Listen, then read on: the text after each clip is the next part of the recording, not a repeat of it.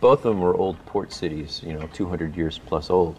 But Baltimore had been gentrified, or a lot of it had been knocked down, or there were fires and things like that. When did New Orleans become the location? The notion of New Orleans was floated initially for the tax incentives. Yeah, right around Thanksgiving of '04 is when it started to come into play. We started getting these photos back, and I remember Don coming to my office and saying, this is pretty interesting. New Orleans is actually, it's not what we talked about, but check this out. What helped it translate from Baltimore to there is that there's a lot that still feels the same, so the storyline could easily just be slightly changed and yet intact. Sometimes you'd have 360s. It bled off onto the sides of the sets where it still was 200 years ago, 100 years ago. Yeah. It really felt like it was meant to always be in New Orleans. After we were there shortly, it felt like the story couldn't have taken place in Baltimore. This is where it should be.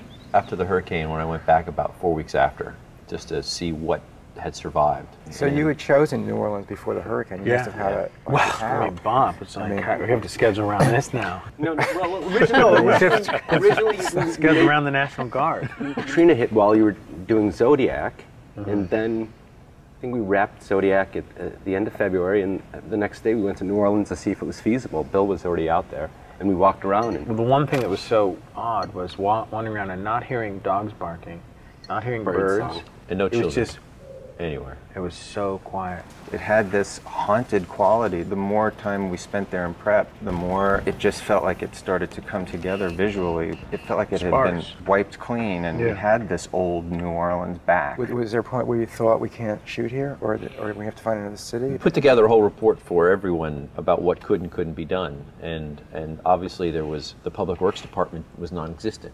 So anything you might want done, from changing lights to this, all that other little things you do, just set dressing, or the infrastructure of the city, was gone. We can now tell. We showed Kate afterwards. What it looked like before. When we were looking around, we wanted to find an indoor pool to do this sequence that would take place at the YWCA. We found this amazing, beautiful windows, this great place. We looked at the photographs pre-Katrina. Yeah, this place looks great.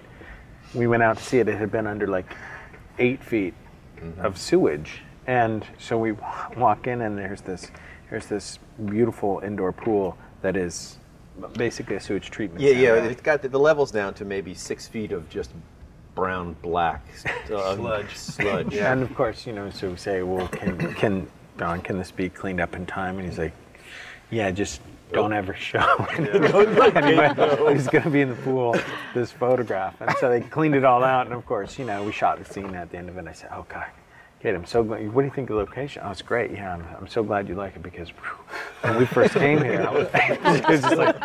The problem was it looked that way 6 days before. yeah, it was pretty quick. 6 days.